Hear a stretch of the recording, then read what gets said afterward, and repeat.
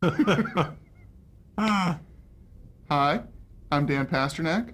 We are in Westwood, California. Today is March the 16th, 2001. And if I seem a bit nervous, I'm about to do an interview with network programming titan and producer extraordinaire Fred Silverman, and also my boss and the man who gave me my very first job as a television executive. So we're going to talk a bit about television, Fred. all right. Terrific. Excellent. Thank you. What was your name at birth? Fred Silverman, That's it. period.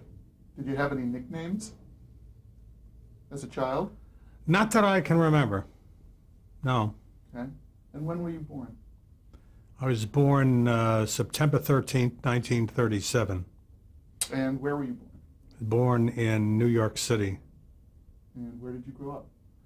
I grew up in New York, Queens, Rego Park. Now, what was your father's name? William Israel Silverman. And what did he do? He was a television radio serviceman. No, he contracted for all the Sears Roebuck stores in New York City and did all their service work. And what was your mother's name? Mildred Silverman.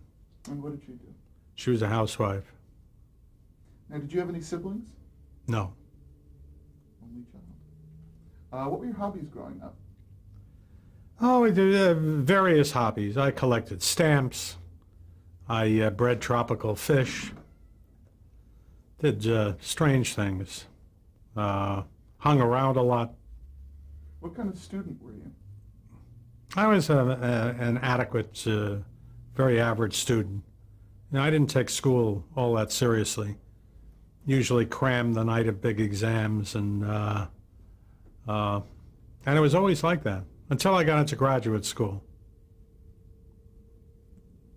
Did you know what you wanted to be when you grew up as a child? I knew I wanted to get into broadcasting. For a while, I thought I wanted to be a set designer, and that phase that kind of went away very quickly. Then I was interested in directing, and toward that end, took a lot of theater courses and directing courses, film courses in college and graduate school.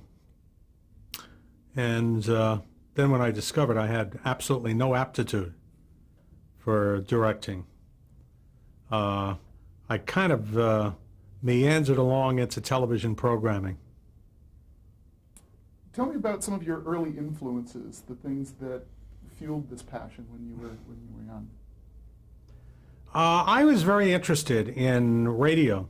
You know, when I grew up, when I was an impressionable kid, going to grade school, junior high school, television was either non-existent or was in its infancy. And network radio is really the big-time form of entertainment. You know, all the big comedians, all the big comedy shows, major dramas were all on radio. What were some of your favorite radio shows?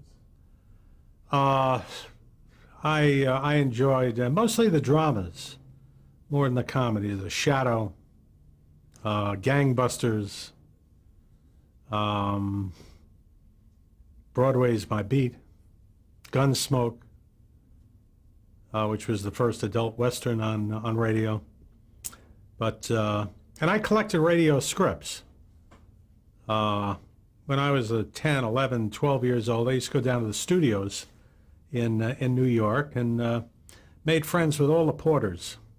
I mean, I knew more porters at the radio networks than anybody else in New York City, and they would collect scripts for me. And I think at one point I had about 4,000 or 5,000 scripts, which I later donated to the Ohio State University. Now, when was the first time you saw television?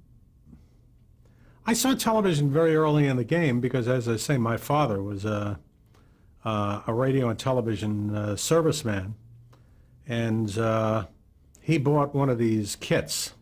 It's called Transvision, where you buy a kit for about $500-600, and you actually build it. And the screen was about this big. It was a little 7-inch screen. And he actually built this monstrosity. You know, in those days they didn't have condensers and transistors, and it really was very, very big for a little 7-inch screen. And it took him about 3 or 4 months to build it. And you know, I kind of kept an eye on the progress of this thing, and I'll never forget when it was done, and he put it on, and I think the first thing I saw was an old movie called Shanghai Gesture with Walter Houston and Gene Tierney. That was the very first thing that was on the old Dumont station. And there were very few television sets in the neighborhood. Around what year was this? This was back in the late 40s, 48, 49. You know, and television was really in its infancy. What were some of the shows that you watched on that first television? Well, they were mostly little half-hour dramas and cooking shows. They had some wrestling. You know, wrestling then was kind of a cheap form of programming. And I remember they had Dennis James, who was a big announcer in the early days of television, and he did wrestling from St. Nicholas Arena. And, you know, I remember some of the wrestling stars, Antonino Rocco, Gorgeous George, and it's kind of strange that now, you know, we've got wrestling back. I'm not sure it's as good now as it was back then. At least back then it was honest. When you first saw television as a young man, did you think it would last? Oh, I thought it would last, yeah. You know, because if I could enjoy a little 7-inch transvision television set, you know, and the junk that was on there, you know, I thought it would grow and would be an enormous communications medium. Let's talk a bit about your education. First, what high school did you attend? I went to Forest Hills High School, the high school of Captain Kangaroo. Trying to think of some of the other people that, well, he was one of the alums. What did you do after high school? I went to college, went to Syracuse University, kind of goofed around for 4 years, and then went to graduate school. I went to Ohio State University and majored in theater and television research and programming. And it was then that I learned, unfortunately or fortunately, from my advisor that I really should think of something other than directing as a livelihood. And he said, you know, you really ought to consider programming, because programming requires a real knowledge of the business, and it is kind of creative, because you're kind of picking the shows. So I, like a fool, I listened to him, and decided that would be my career path. Talk a bit about the master's thesis you wrote when you were in Ohio. I decided that I wanted to do a master's thesis that might get me work somewhere. And, you know, after thinking of what would give me the greatest visibility with major executives, you know, in the television business, I decided that I would do the thesis, a historical thesis on the ABC television network, and examine a period of time from 1953, which is when they merged. ABC merged with United Paramount Theaters, and Leonard Goldenson took the operation over, to the end of the 50s, to 1959, when out of nowhere they became extremely successful. So it was basically looking at a 6 or 7 year period in the history of ABC that where they evidenced major growth. I mean, it was one of the big turnarounds in the history of broadcasting. And talk a bit about the analysis that you focused your thesis on.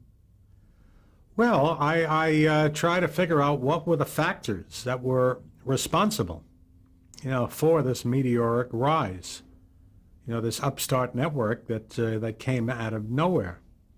And no matter which way I attacked it, it came back to one thing. It was really an analysis of their programming, just to see how the metamorphosis of ABC programming from 1953, when they had a handful of entertainment shows, like Ozzie and Harriet and the Lone Ranger and the Beulah Show, to 1959, when they had some major hits on the air, like Maverick and Sugarfoot and the Rifleman and 77 Sunset Strip and the Untouchables. So and it really, in doing the thesis on ABC, it really traced the development of television itself. In '53, television was basically a live medium that originated for the most part on the East Coast. And over the next 6 to 7 years, the production of shows almost totally switched to Los Angeles and film. And Leonard Goldenson and ABC played a major role in that. Now, what kind of attention did you get for this thesis that you wrote? Well, I saw most of the major executives at ABC. I mean, I had total access. Everybody from Leonard Goldenson on down, all their programming people. So I had a lot of cooperation. I think the only man I didn't see was Oliver Trays, who during that period was president of the television network. But I saw everybody else, and had all their cooperation, and I had enough information and that I was able to sit down and do a thesis that was almost 600 pages long. I mean, it was a voluminous work. But I learned an awful lot from doing it about programming, because that really was guerrilla television back in those days, and it was really interesting to trace the evolution of ABC, which was really a Mickey Mouse network back then, to how Leonard Goldenson transformed the network, and it basically was because he was a theater man, motion pictures, and he had major ties in the movie industry. He was the first one that recognized the importance of getting the Hollywood studios on your side, and he made a couple of presidential deals during the first year that he owned ABC, and those deals were with Walt Disney, which resulted in 2 very important shows, Disneyland, which was the first show on ABC primetime that went all the way up to #1. They put it on 7:30 Wednesday night, and it was an absolute smash hit. And the Mickey Mouse Club, which they scheduled in the late afternoon, which was also a very big show, for ABC in the late afternoon. The second studio was Warner Brothers, and because of his great friendship with Jack Warner, and they ended up doing a trilogy, a rotation, an hour series on Tuesday night with 3 elements: Cheyenne, Casablanca, and there was a third element that I think it was Kings Row. And Cheyenne was clearly the hit, and that trilogy became Cheyenne in the next year, and was a very important show for them. I mean, it was a very big Western. And the third studio was MGM. And that association was much less successful. They did a show called the MGM Parade. And I don't think MGM took it terribly seriously, because basically what it was a half-hour trailer, for all of the MGM upcoming releases. So that lasted barely a season. But that was the beginning. Disneyland and Cheyenne, and then there were a string of shows that particularly Warner Brothers developed for ABC, because Sugarfoot came after Cheyenne, and then all the private detective shows. The first show that was a major hit was 77 Sunset Strip, with Ephraim Zimbalist and Ed Kooky Burns. You know, Ed Kooky Burns, he was the forerunner of Fonzie, you know, on Happy Days. And then there was a series of knockoffs after Sunset Strip. Surfside 6, Hawaiian Eye, Bourbon Street Beat, the Alaskans. You know, they did every possible permutation of that hour detective format. And they also did a lot of film westerns. You know, The Rifleman was an enormous success. You know, by the time they got to 1958, 59, you know, had they had equal station lineup, they would have been clearly the #1 network. You know, but even with a limited station lineup, and they were at a disadvantage in terms of the number of stations and the quality of stations that broadcast their shows, they were still competitive, you know, with the big two, with NBC and CBS. And that was a miracle. Now, your first job out of college was at WGN in Chicago. Talk about getting that job, who hired you, and what your responsibilities were. Well, I finished my thesis, and I thought, well, I'm going to get snapped up by ABC. I figured, this is, boy, am I shrewd. And I couldn't get arrested with the thing. I mean, I just got a real runaround. First of all, half the executives that I interviewed were either dead or they were fired. So, you know, there was a whole new group of people there. And I just, I didn't get any traction. When I got finished with the thesis, I figured I'd take a couple of weeks off, and I'd never been to Chicago.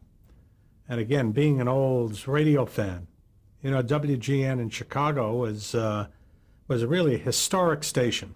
That so many of the old radio shows started at that station in Chicago. It was a famous station owned by the Chicago Tribune. And I went to Chicago when, and I'll never forget, there was a blizzard that day.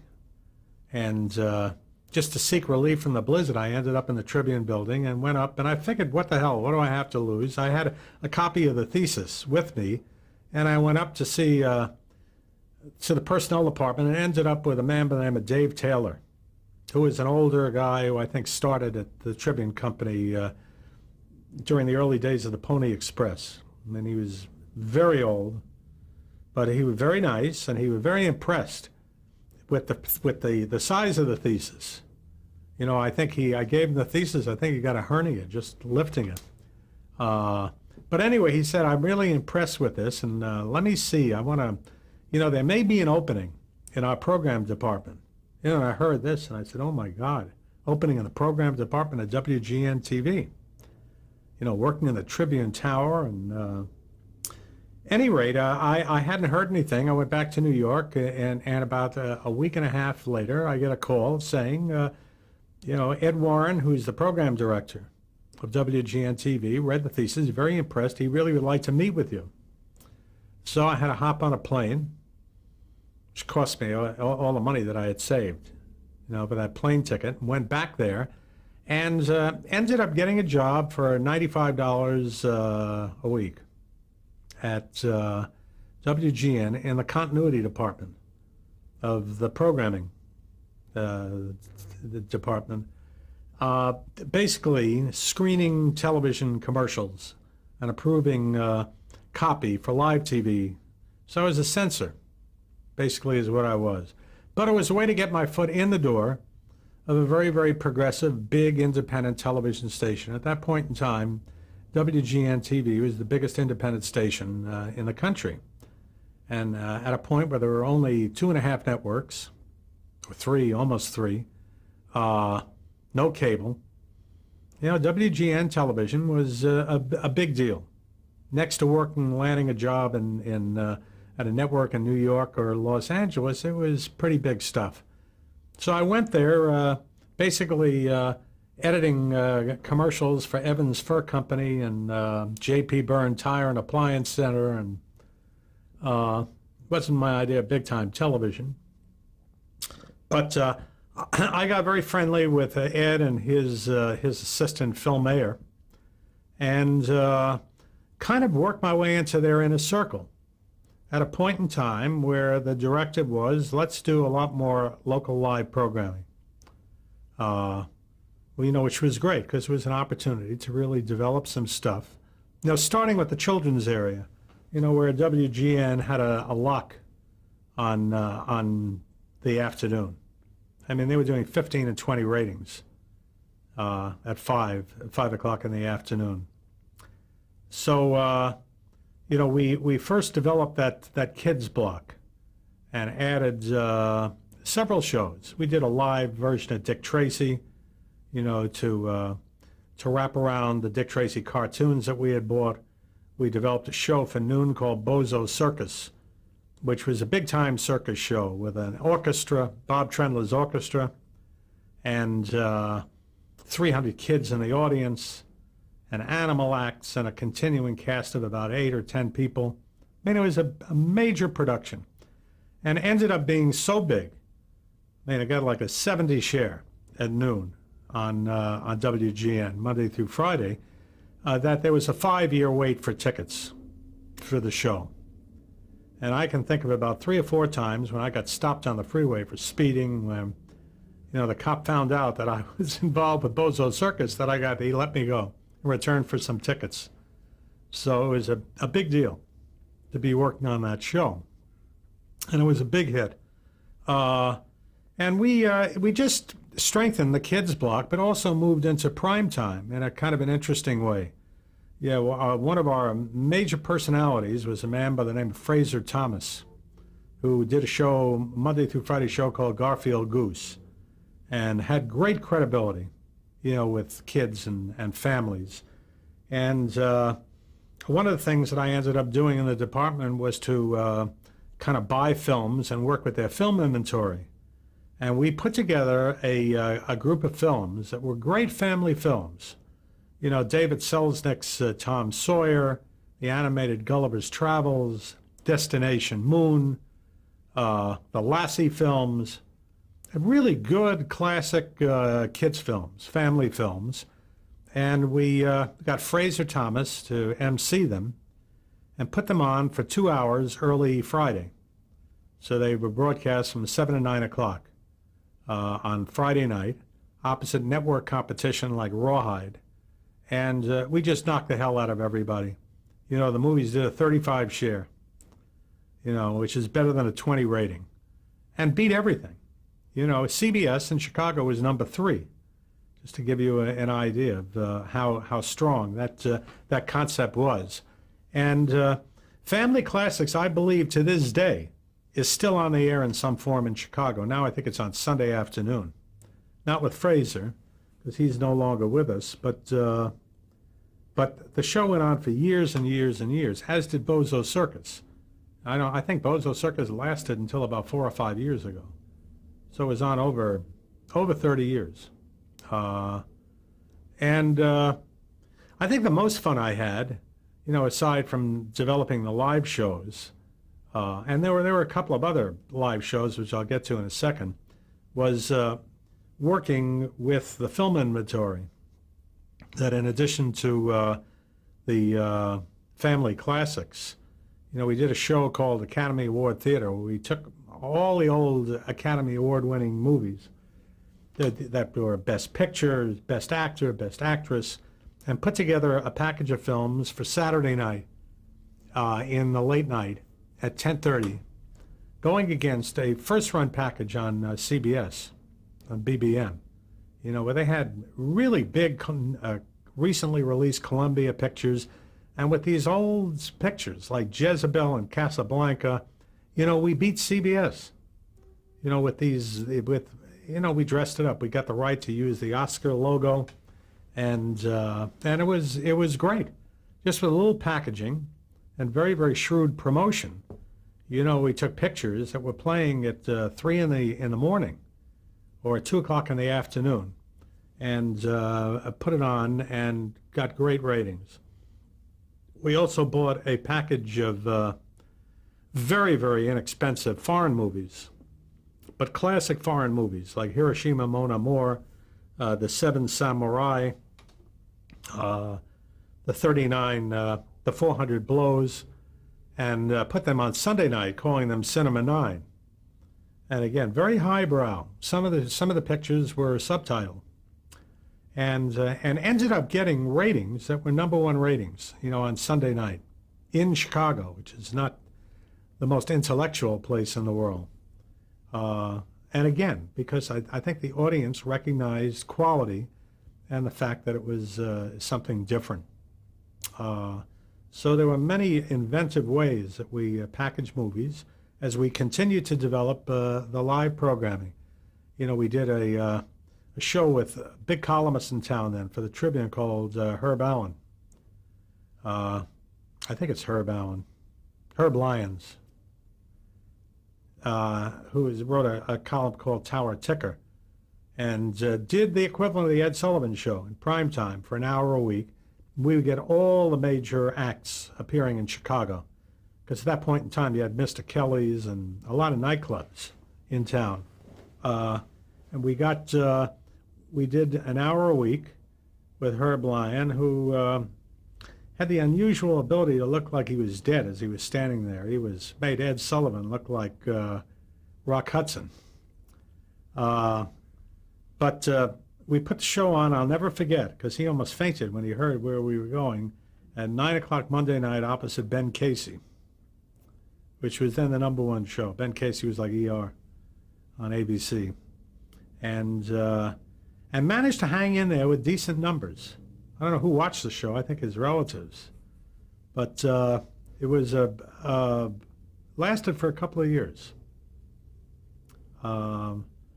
And we did the first symphonic music show that ended up being syndicated across the country, called Great Music from Chicago, where Robert Trendler, who is also, as I had mentioned earlier, the band leader on Bozo Circus, also was a first-class musician and did radio shows like the Chicago Theater of the Air, and ended up doing Great Music from Chicago, which I believe ended up on over 100 stations. So I think we had it all. And I was there for 3 years, and it was like a gigantic Tinker toy for me, because it was an opportunity, a very, very expensive Tinker toy, to experiment. And the great thing, there was no real bureaucracy there. If I had a good idea, it was on the air in a week. And I don't know whether there is that kind of a place these days, but it was an opportunity for me to really kind of learn firsthand about the business of programming, both daytime, children's, prime time, and I remember we were the first station in the country to buy Biography, which was the old David Wolper series with Mike Wallace, and that to this day still exists on A&E, with the same logo and everything. So we were usually the first station that the syndicators would come to with what little product was available. But by the time I left there, WGN was the #1 independent station in the country, and was the out of 5 stations in Chicago, we were #3, sign on to sign off, which was quite an accomplishment. I think we need to cut here. No, change tape. Okay.